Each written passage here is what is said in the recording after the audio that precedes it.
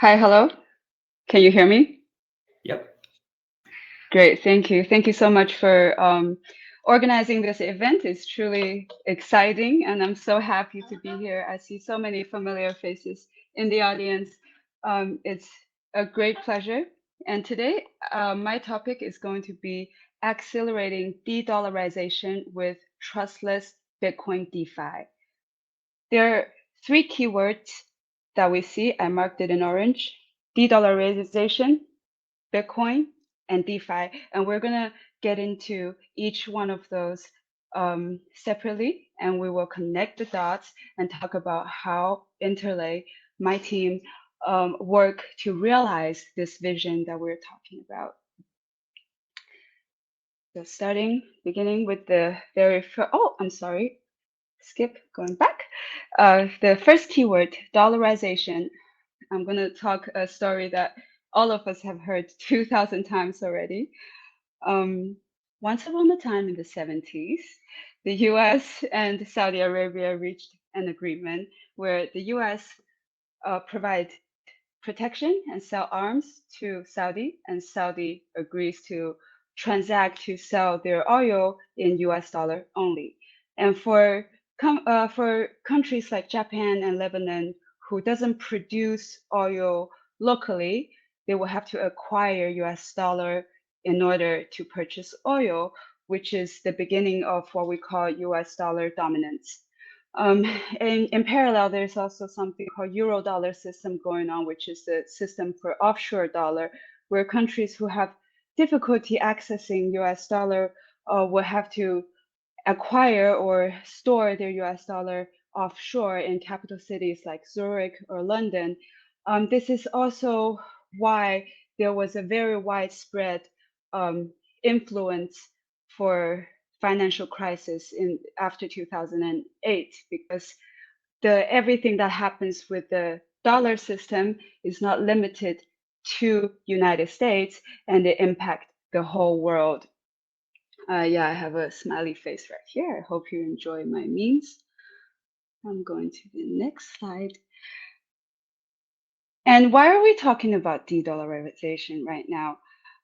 There are a lot of news that we see on the left side, where people talk about dealing oil in different currencies. People talk about maybe setting up different global reserve currencies.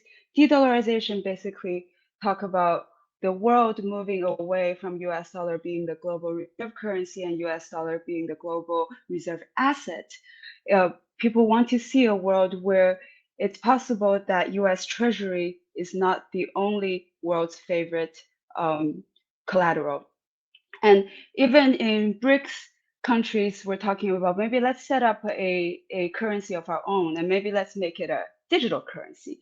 But if that happens, we run into problem like, okay, who to create this digital currency? Should it be proof of stake? Should it be proof of work? Where do we hold the commodity that back this asset? And what if the country is starting to turn hostile to each other? Then what do we do? And then once again, we're facing the same problem we once faced with gold standard.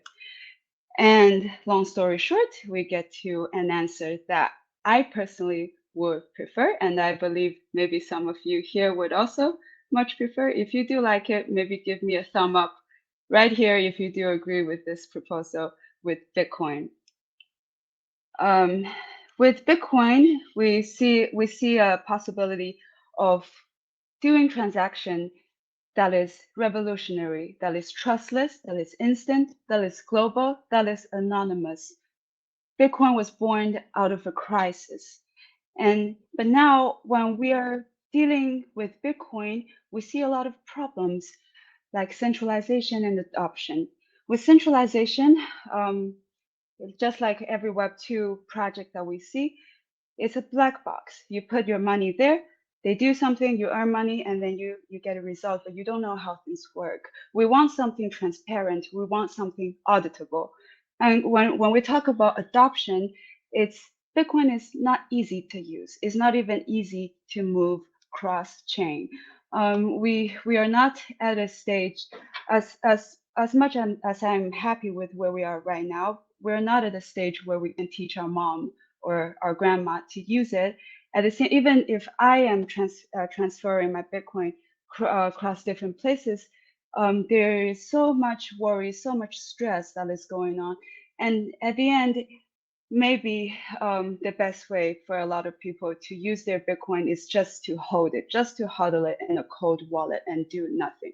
Yeah, I really wish my grandma can use Sub-Social, by the way. She's a cool grandma, but yeah, I will get there. And this is, oh, sorry, this is where we lie Interlay with the problem with global adoption. We want to solve it with innovation. So I put our name right in the middle. On one side, the left side is Bitcoin maxis, is Bitcoin traditional way of dealing with Bitcoin, which is not doing much with it.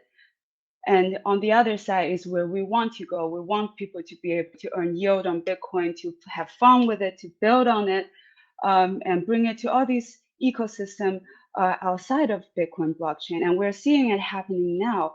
Blockchain grows with layers.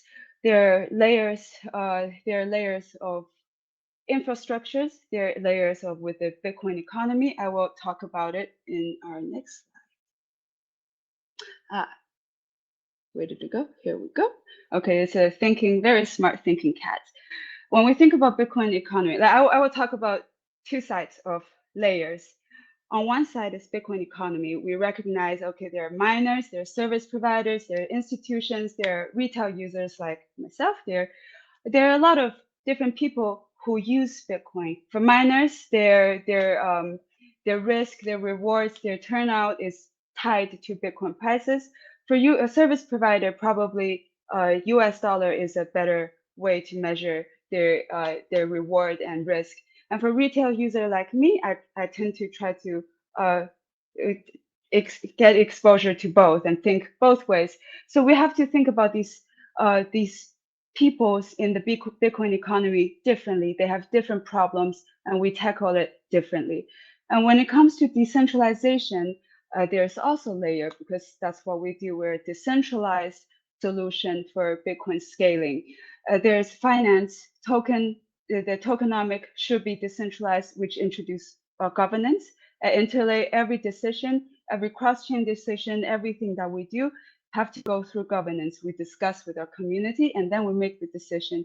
When it comes to infrastructures, we don't want to be limited to one or two wallets. We want to collaborate and work with different service providers to build the service.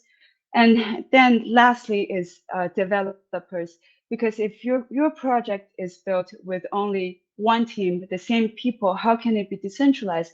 And this is what I will introduce later, how we want to also introduce a developer layer onto our platform and invite individual teams and developers to build this ecosystem together with us. The next slide will be basically about what we are, the layers within Interlay. If we look at this graph from bottom up, we have a Trustless Bitcoin bridge that has been live since last year. There's one bridge on Kintsugi, which is more connected with the Kusama ecosystem, and we have Interlay, which is more connected to the Polkadot ecosystem. Both are live, both are fully functional. With Kintsugi, we take a more experimental take with the use cases, and with Interlay, it's battle-tested products. And right now, the second layer from the bottom that we see is some of the use cases that we built on our protocol directly. You can already test it on Kintsugi. We have a DEX. We have a money market, which allows people to lend and borrow against their Bitcoin. And I want to mention that this is very important, because one of the issue that we have with the US dollar dominated world is that credit issuance power is limited to the few selected privileged people who have access to the Ripple market. But with the Bitcoin economy, with anybody, any shrimp can have the power to issue credit. Everything is different, because people are able to be the basic contributor to this economy. On top of that, the third layer will be a Rust smart contract palette that we will introduce to our platform. By collaborating with A-Star, introducing Ink smart contract, we will allow more and more people to actually directly build on top of us. Right now, something that we're experimenting is we're participating in more and more different hackathons. We're bringing out different challenges for developers who is interested in Bitcoin and have the knowledge with smart contract. And we want to give it as a platform. We want to incentivize developers to actually experiment with the tools that we have. And we will also want to hear from you guys. What are some of your ideas? So this is something that I would love to open up a discussion. I will leave my contact information at the end of the presentation. If you have any ideas, any ridiculous or genius idea, we're happy to listen to you. And on the top layer, we have one-click products and fiat on-off ramp. When this is more of a collaborative approach with other companies. There are companies who build features that simplify DeFi processes for DeFi users, and we are happy to collaborate with them to allow people to use our product with one click. We ourselves is also building products like Bitcoin staking, which will be coming in the next few months. Just making everything simpler for people who don't have the time to understand XCM and who don't have the time to understand, okay, what is the relationship? What is the risk? And I mean, people have to understand, but people don't have to process everything by hand one by one. It will just save a lot of time for users with limited capacity. When it comes to fiat on-off ramp, I think a lot of you in the audience also participated and worked on this together with us. We introduced Banksa into the ecosystem, which is making token acquisition much easier nowadays. And okay, let me just jump right into the next slide. InterBTC is, of course, the asset that is the flagship product on our platform, one-to-one backed by Bitcoin, by DOT or USDT. And at this moment, we are expanding our vault network. Anybody can become a vault on our network, providing security to the Bitcoin in our system. If you have any questions, I'm happy to answer it. Since the time sensitive, I will not go through this slide.